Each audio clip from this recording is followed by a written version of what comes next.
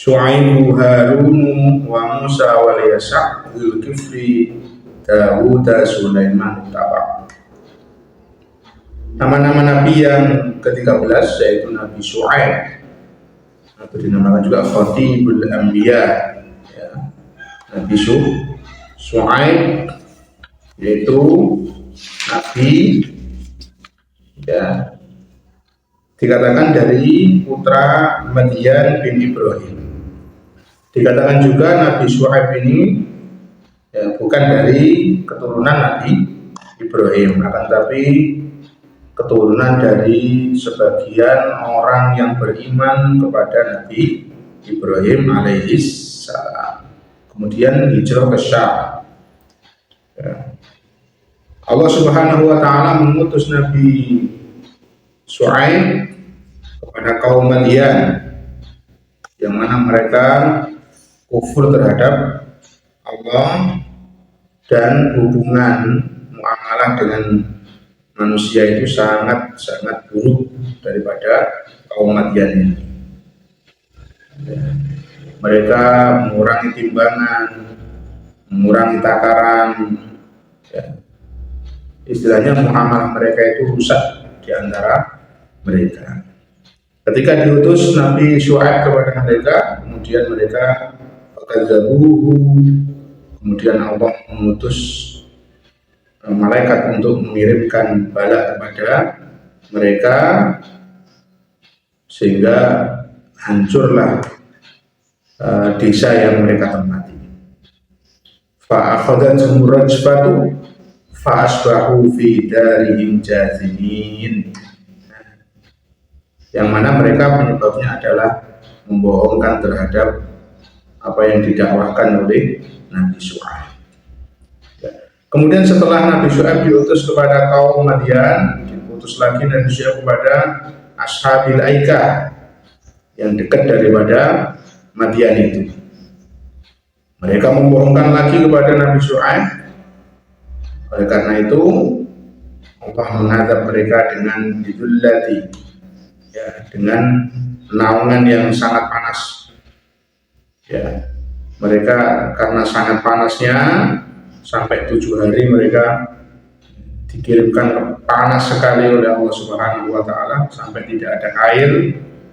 Kemudian Allah mengirimkan as-sahab, ya, mengirimkan awan, kemudian mereka semuanya berteduh di bawah awan karena saking panasnya.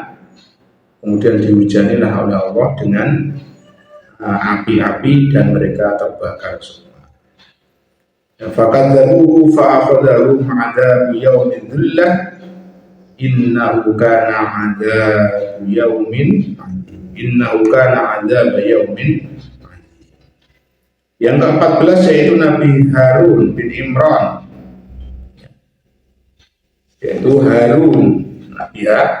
Harun bin Imran, itu saudara daripada Nabi Musa alaihi wassalam. Kemudian yang ke-15 yaitu Nabi Musa kalimullah, saudara kandung dari Nabi Harun tadi. Allah mengutus Nabi Musa untuk memberikan hidayah, untuk memberikan petunjuk kepada Raja Fir'aun. Yang berikutnya yaitu Nabi Ilyasa, ya, Nabi Ilyasa bin Aktub bin Ajuz dari bangsa Bani Israel juga. Zulkifli, yaitu Nabi Zulkifli yang aslinya namanya adalah Bashar. Allah mengutus sebagai nabi ya, setelah ayahnya yaitu Zulkifli bin Ayyub. Kemudian diutuslah dan dinamakan dengan Zulkifli. Berikutnya yang ke-18 yaitu Nabi Dawud. Nasabnya bersambung kepada Nabi Ya'qub bin Ishaq bin Ibrahim alaihi salam. Ya, yang termasuk Nabi Daud ini juga seorang nabi dan kemudian juga seorang raja, ya, seorang raja. Kemudian dilanjutkan dengan Nabi Sulaiman bin Daud, juga menjadi seorang raja yang terkenal di dalam bangsa Bani Israel, Nabi Sulaiman bin Daud. Yang ke-20 yaitu Nabi Ilyas, yang mana nasabnya sambung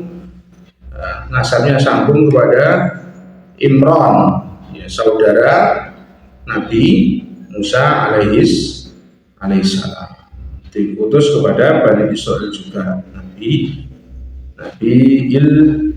Ilyas, ya. Wa Yunus, kemudian berikutnya Nabi Yunus, ya, Nabi Yunus bin Matta, yang Allah mengutus kepada kaumnya, ya, yaitu di suatu desa, yang mana di desa tersebut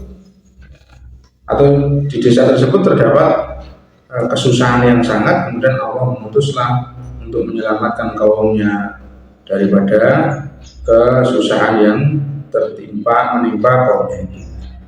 Dan dikatakan juga dengan julukan Dzun-Nun, ay sahibul hud, karena sudah cerita yang masyhur itu Nabi Yunus yang tertelan atau ditelan oleh seekor ikan hut itu.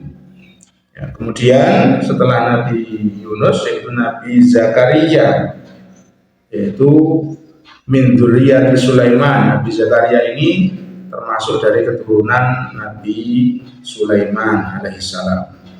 Ya, beliau termasuk orang yang alim, alamah pada Bani Israel.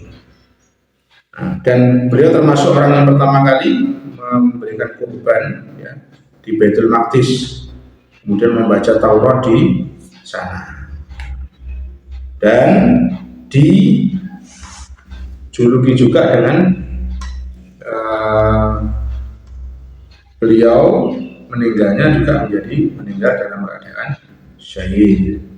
Kemudian Nabi Isa bin Maryam, ya, beliau disebut dengan Abdullah wa Rasul wa kalimat, yang ditiupkan kepada ibundanya yaitu Sayyidatuna Maryam.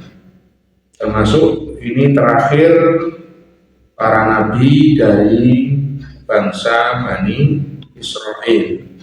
Julukannya adalah Al-Masih, ya, julukannya adalah Al-Masih. Nama aslinya sebenarnya adalah Yusa atau Mukhallas, artinya yang dibersihkan. Nah, dijuluki juga dengan Ibnu Maryam. Ya, kalau lakopnya itu adalah julukan, ya, tapi kunyah itu julukan yang disandarkan kepada Ibnu Qasim, Abdul Qasim, dan itu namanya kunyah.